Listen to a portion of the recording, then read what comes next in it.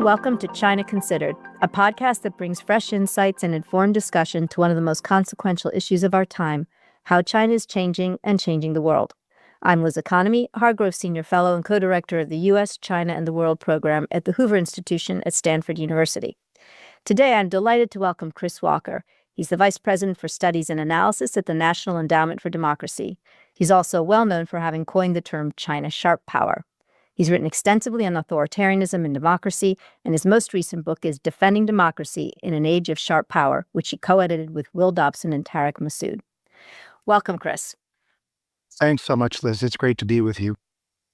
So let me start off with, I think, just the foundational question, which is, why do we care whether another state is authoritarian or democratic? How does it actually affect U.S. economic interests or national security? So thanks very much for that fundamental question. There are three things I would cite. The first is that democracies tend to be more secure as a practical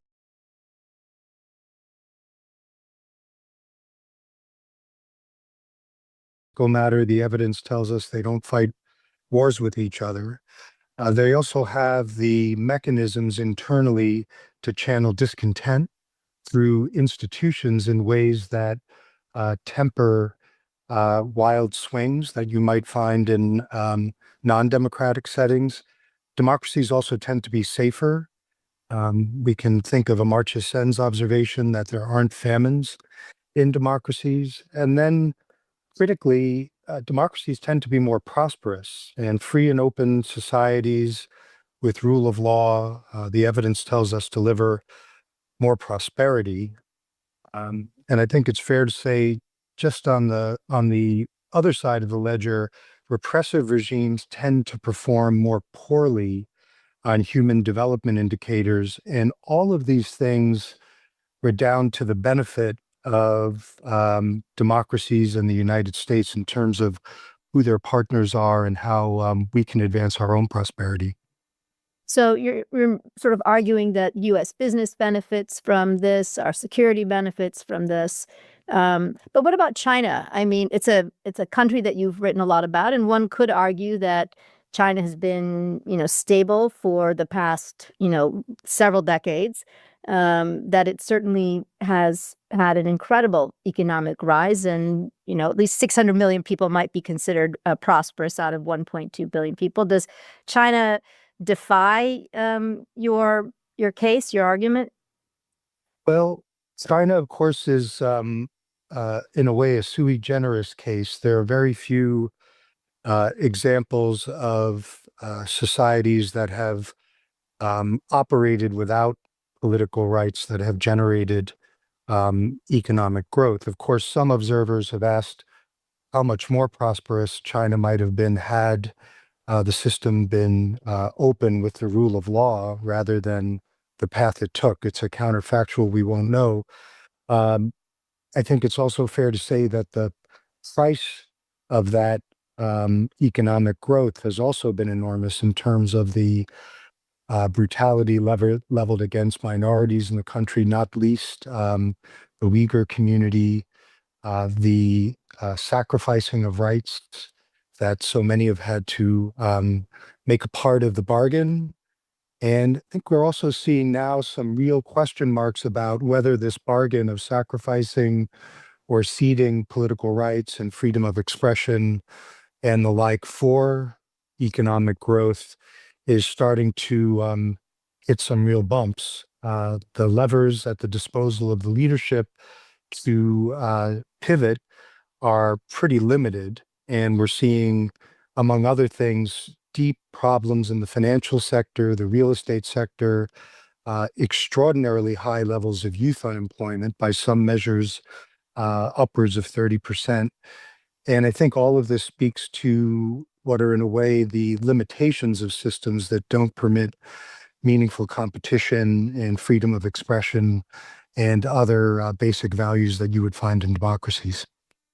Yeah, I mean, and that's a fair point. I suppose a lot of people make the case that, China's fastest, period of fastest economic growth certainly happened when it was more open, during the period of Deng Xiaoping and Jiang Zemin up through Hu Jintao. And We've seen a partly natural slowdown of growth, but also, I think, to your point, probably many of the repressive measures that Xi Jinping has taken have, in fact, constrained some important sectors of the Chinese economy, and so I think that's a reasonable argument to make. But I guess time will only tell whether the Chinese leadership is able to pivot and revitalize the Chinese economy for yet another round of impressive economic growth.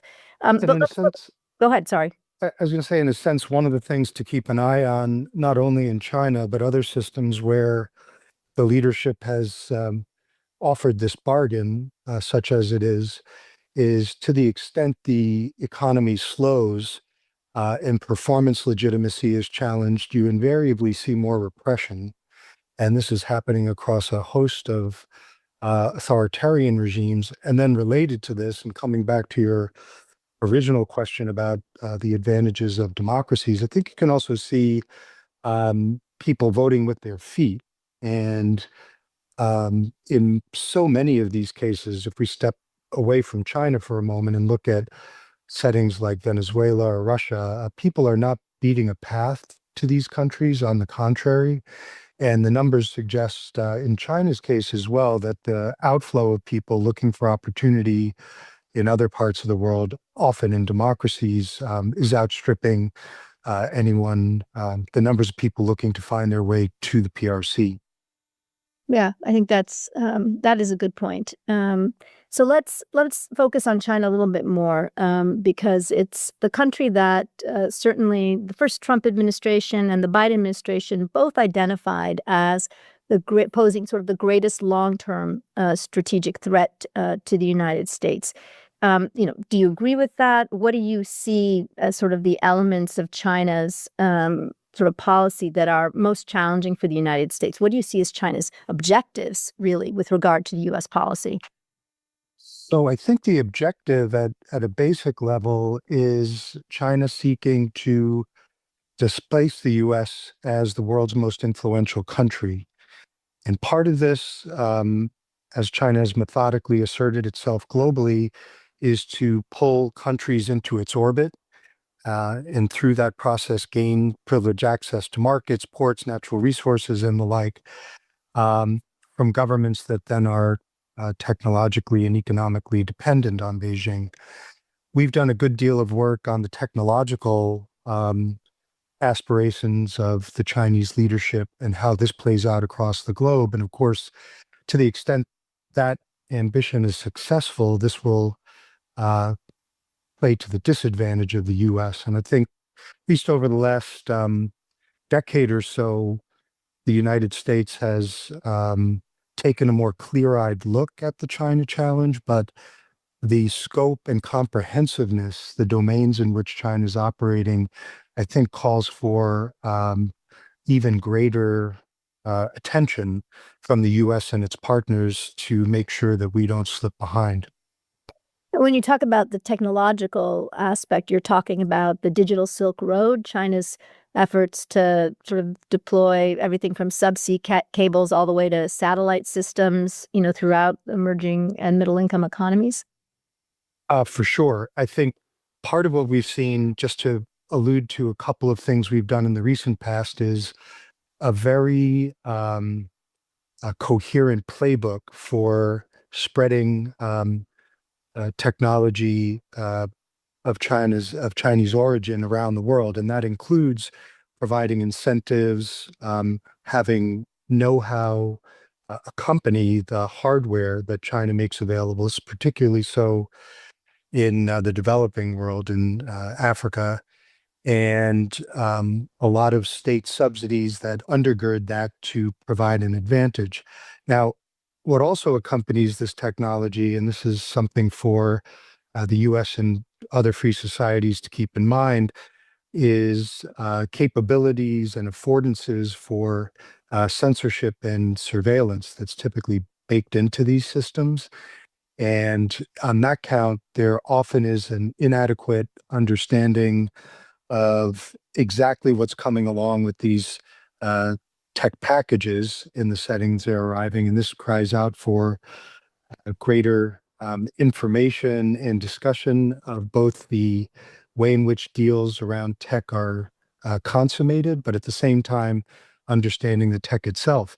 Just last week, we sounded the alarm with a report titled Data-Centric Authoritarianism that focused on the next generation of technologies that China's prioritizing that could really give the PRC a leg up in areas including but not limited to AI surveillance tech, different sorts of applications, neuro and immersive technologies, quantum tech, and digital currencies.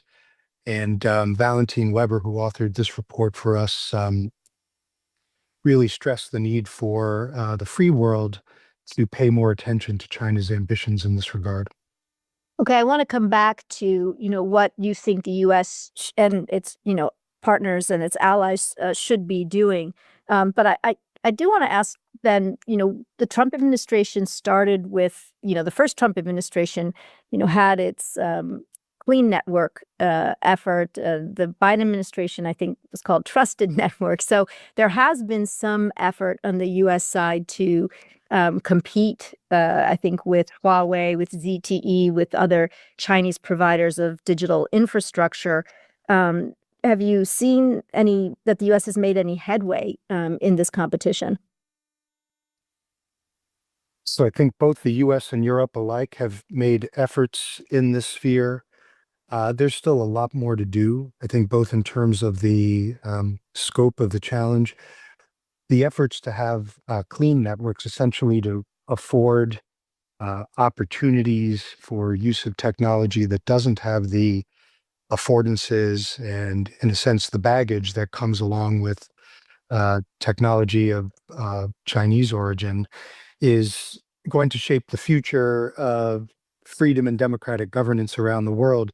So I think, if anything, we need to step up those efforts in ways that are commensurate with the challenge.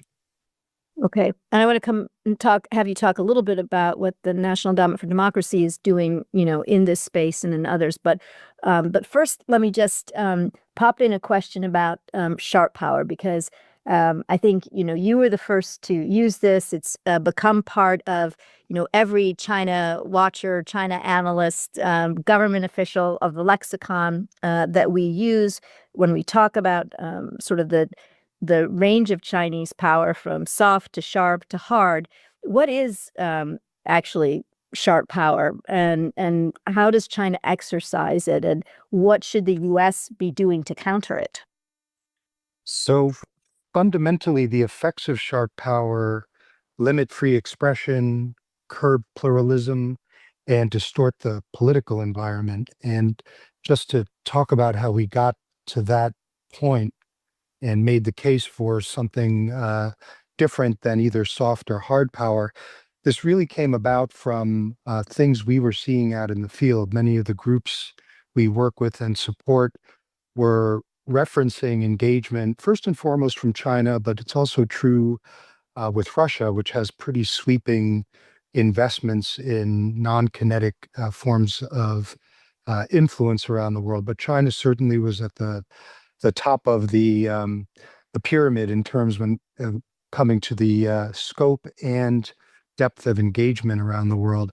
And contrary to this idea that engagement in media or education or culture was simply resulting in greater mutual understanding or helping to persuade or attract, we often found that the features of this engagement had significant elements of political censorship, of monopolizing the partner organizations that were engaging with PRC actors were their surrogates. And it simply wasn't fitting cleanly or coherently in any sort of rubric that was out there. And it was slowly being brought to scale. And so the more we thought about it and the more we looked at what we were coming across, we were finding far too many instances of where there were efforts to sideline discussion, intimidate partners, coerce partners. And it led us to feel pretty strongly that it would be useful to have a different way of thinking about this, at a minimum, to stimulate more concerted discussion on these issues. And I have to say, the Australians were really at the front of the line on this, and we had some terrific contributors to our work, including the scholar John Fitzgerald, who contributed to our Defending Democracy in an Age of Sharp Power. I might just mention one of the things he cites in the chapter in the book is going back now 2 decades ago, when he was testifying before the Australian Senate, and he alluded to the case of Chen Yonglin in 2005. And this was a junior PRC diplomat who had sought asylum in the PRC's in Sydney at the time. And through those conversations had outlined the extensive network of CCP efforts and agents in Australia that were monitoring Chinese Australian activists and religious believers through the PRC's Sydney consulate. And it was among the first instances where there was a public airing of the sort of manipulative and coercive efforts that fall under the sharp power rubric, I would argue. And Fitzgerald made the case ultimately that through the really good work of investigative journalists and academics in Australia, they, in essence, unearthed what he called an integrative network of control that was being operated by China within Australia, a democracy. But so just to put maybe get a little bit more granular, so China uses basically the strength of its market, of its economy, to do what? It buys into local media, right, and shapes the narrative.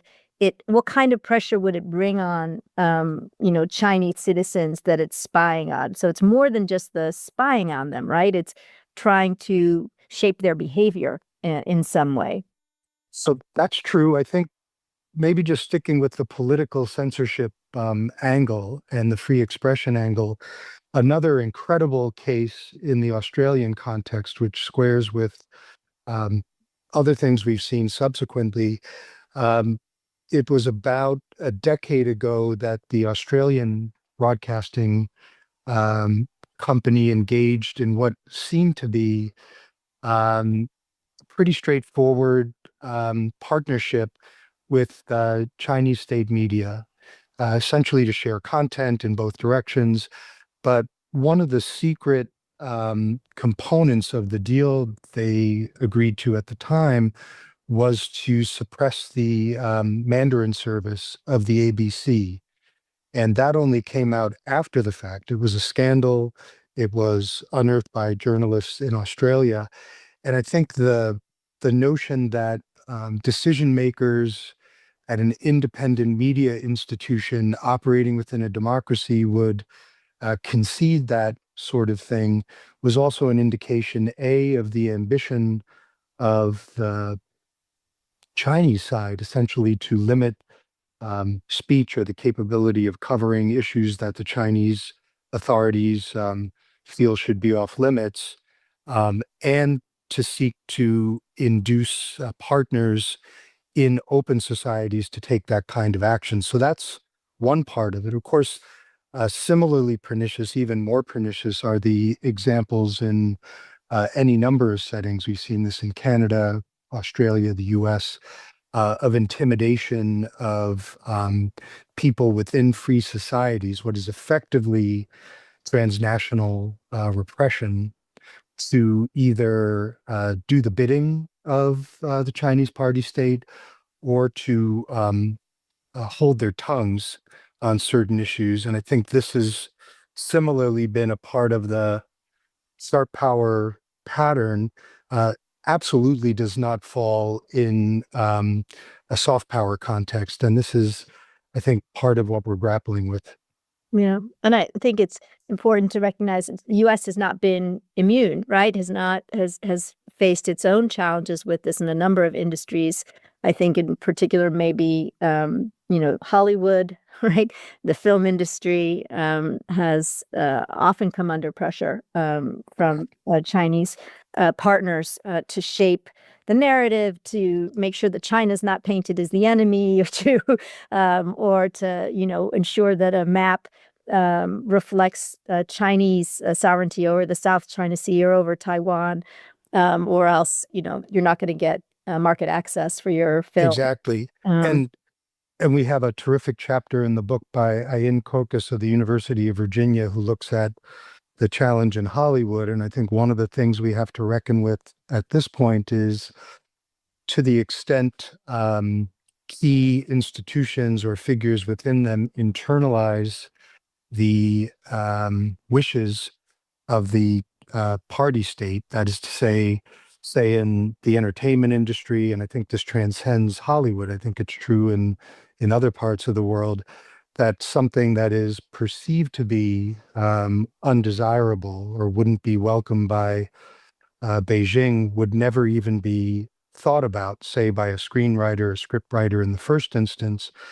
And so then you've achieved what's in essence the anaconda and the chandelier at scale, by having the internalization of the wishes of authoritarian powers. And I think this is something we see even in the very difficult decisions that authors make when their books are published and then translated to reach markets within the PRC. I think more often than not these days, for certain issues, they will accede to the preferences of the editors in Beijing. And there too, just as a theoretical exercise over time, if we keep widening the circle of topics or issues that are understood to be off limits from the perspective of the leadership in China, where will that lead us? 15 years ago, it might have simply been Taiwan, Tibet, and Tiananmen Square. Today, it surely includes, in many instances, issues relating to the corruption of the party leadership in China, in instances in other parts of the world where China's engagement may be running afoul of local norms. Those things might not be covered by local news outlets who perceive it to be out of bounds. And I think from a freedom of expression and censorship point of view, there's a lot of space from the perspective of free societies to really think about where to draw their own bottom line and to refresh defense of freedom of expression. Yep. So, that I think raises an important point about, I think, in a bigger picture, we are in the midst of a big debate in the US over, to what extent we should support people globally who are fighting for their own freedom and democratic institutions. Like, how do you think about this issue? I mean, what do you think is at stake? And I think, you talked a bit about this, right up front in our discussion about the value for the United States of having a majority of the, world's countries be democracies. But what do you think fundamentally, is at risk here? Well, I think there is what one could consider the noble side of the work, which is to support people who themselves are struggling for their own freedom. And this is very much in the American tradition. People who are looking to enjoy the rights that we're all blessed with, living in open and free societies. Why shouldn't they be able to enjoy that themselves? And if they're willing to fight for it, there's a very strong argument to support them in that noble endeavor. At the same time, there's a very practical argument for this, which is to say, we're in a tough period right now where certainly the leadership in capitals like Beijing and Moscow and Tehran, they're feeling their oats. They feel like the wind in some respects is at their back. And supporting people who believe in freedom helps to shine a light on the activities and the ambitions of the leadership in those countries as they do this. And so If we want to have a world where there's more transparency, where there's more freedom, there's more opportunity for innovation, we need more countries that are more free and enjoying liberty and are more prosperous. And we need to support natural allies who themselves are working towards that end. And I think the work that my colleagues and I have done at the National Endowment for Democracy at a top order level helps to counter threats from regimes like those in Iran and Russia, North Korea, Cuba, and China. This is something we've done for years and years. And just talking about the challenge posed by China, as we discussed earlier, I would contend that the leadership in China has made pretty considerable headway in spreading their vision of freedom of expression and censorship globally. They have a very clear vision domestically that's reflected in the way they brutalize independent media, don't permit meaningful alternative voices, really put the screws to any sort of independent civil society. In a sense, it's a regime of censorship. And because China now has interests around the world, they have clearly taken, to the extent they're able, and to the extent local circumstances in other countries permit, that vision for censorship to other parts of the world. And so NED has really been squarely focused on fighting the CCP's censorship and documenting the party states, for example, egregious persecution against religious minorities and Chinese dissidents abroad in the context of transnational repression. And this is as important today, I would contend, as it's been since the end of the Cold War. So let me just take you a half a step back, because you raised, Russia, Iran, Cuba, obviously there's North Korea and Venezuela. I mean, to what extent do you see, and I know you testified last month actually on what's become, considered an axis of, Russia, Iran, North Korea, and China. So I'm testified before the U.S. Economic and Security Review Commission. What do you see as the relationship among them? Are they independent actors who, share a vision and pursue parallel opportunities and policies, or are they in some way working together, or are they learning from each other? How do you think about the relationship among these sort of leading authoritarian powers? Thanks for the question. I testified before the commission. They were grappling with this question of whether there's an axis or not. In a sense, I think the question, it may not be essential to answer that question definitively, because I think what we're seeing is, and this is a trajectory over quite a few years, is unquestionably more cooperation. And I think part of what has emerged over time is that China's leadership over the last period, as we've discussed, has been committed to projecting more power internationally in its own right. But less obvious has been the extent to which China has used, we could call it a web of relationships with other autocracies to enhance leverage and, where possible, to achieve multiplier effects. And then I would argue more generally to guide the world in a direction that's more friendly to the CCP's interests and preferences. And as Beijing, over this period, say over the last 5 to 10 years, has deepened its strategic coordination with countries that include Russia, Iran, North Korea, China's also played a pretty key role in helping make the whole of these groupings of countries stronger than any single part. One example of this, which is it's such a ghastly case, but it's Russia's unprovoked attack on Ukraine, where I think if you and I had had this chat several years ago, and I had said, I can imagine a time where Russia was waging full-scale war on Ukraine, Belarus was offering itself as the leadership in that country as a staging area for Russia. Iran would be producing thousands and thousands of kamikaze drones, that North Korea would have thousands of soldiers on European soil fighting on Russia's behalf against Ukraine, and that China would be providing a range of support, diplomatic, material, as we understand it, and very importantly, in the information and media domain, where today China's global propaganda apparatus systematically helps Russian arguments reverberate about the nature of the war, who started the war, who's responsible for it.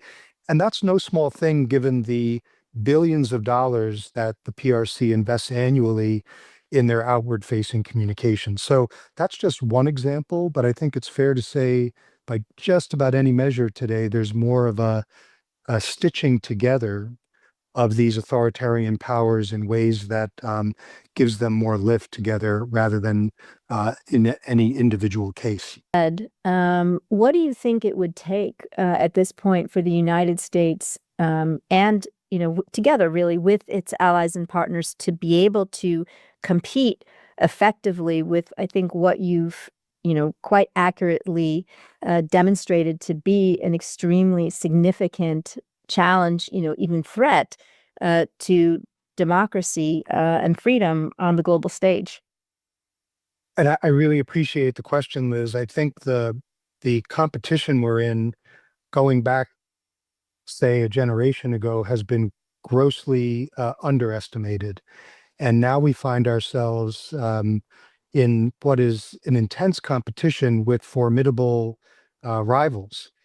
And as we've discussed during the course of our conversation, the Chinese party state is investing across a wide range of domains. Of course, they're investing in the military sphere, and the trajectory of that investment is rising. And I think the US and other democracies properly need to think about the sort of investments in that sphere that are suitable for the environment we find ourselves in. That's beyond my ken.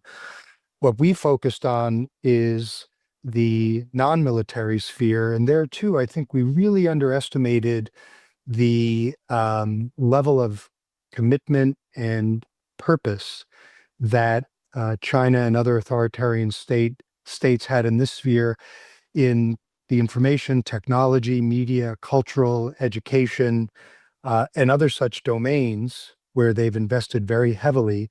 It is by many measures in the many, many billions of dollars that China alone is investing in the outward-facing information and communications sphere, just to give that example. And I think we have to recognize that if we're going to be successful, the United States and other free societies in this competition, we also have to have a level of preparation and investment that's commensurate to the task so that we can compete at a higher level in the battle of ideas. The Chinese leadership is making an argument. They're essentially making an argument that it isn't necessary to have liberty and freedom as an ingredient that's essential to prosperity. I think their own experience now is starting to offer some pretty rough internal contradictions about that. But I don't think we should underestimate the sort of traction that those arguments are getting in different parts of the world. And if we're not in the fight competing, it's going to be very hard for other countries to do so themselves. And so we have a huge opportunity both to help share information and educate the world about the ambitions of the Chinese party state, to assert its own vision and its forms of control, and on the one hand, and at the same time to offer an affirmative alternative that privileges freedom and prosperity. And I think that's where the real opportunities are going to come in the coming period. So let me just ask one last thing, and you, I think, have painted a picture that suggests that we've been a little bit slow off the mark, that we haven't really appreciated, I think, the enormity of the challenge that is before us. I mean, is there anything else that you think an issue or a topic with regard to China in particular that where you think we're missing the reality of the story somehow, some issue about China that we don't really know enough about? or we need to learn more? I think the issue of how China seeks to shape the information and ideas realm is crucial. Because in a sense, what we've seen, it's often done subtly, but it's become a feature of the external engagement. All authoritarian regimes, China in this case in particular, is trying to delegitimize the ideas and even the political systems of the US and its allies. And by doing that, seeking to corrode international confidence in free systems. And I think unless we have the sorts of arguments that can respond to what is now a systemic strategy that Beijing has around the world, it's going to be very hard for all of us to have a clear-eyed view of what we're up against. And so among the wide range of issues that we're facing, I think the challenge in the idea sphere that's on offer and being put out by the leadership in Beijing really deserves more granular and focused and systemic attention from all of us. Well, Chris, I want to thank you really on several fronts. First, just for reminding us, why democracy and freedom matter so much and matter not only just for us here in the United States, but it matters to us, that other countries are able to share the opportunities and benefits that derive from free and open societies. And thank you, too, for your sobering analysis of the challenge that we face in protecting those values and rights that we have had for so long, and for your call to arms and for your articulation of what we need to do now to push back against authoritarian countries that seek to undermine freedom and democracy and replicate their own societies and their own values and interests globally. So thanks for coming on the podcast and for delivering such a powerful message. Thank you so much for this opportunity. I'm sorry if it was maybe too sobering, but in a sense, if we're not able to frame and see a challenge clearly, it's really hard to devise a response that can meet that challenge. So I really appreciate the opportunity to speak with you today, Liz. Thanks again. If you enjoyed this podcast and want to hear more reasoned discourse and debate on China, I encourage you to subscribe to China Considered via the Hoover Institution YouTube channel or podcast platform of your choice. In our next episode, I'll be speaking with Matt Turpin, visiting fellow at the Hoover Institution and former senior national security official in the first Trump administration. This podcast is a production of the Hoover Institution, where we generate and promote ideas advancing freedom. For more information about our work, to hear more of our podcasts, or view our video content,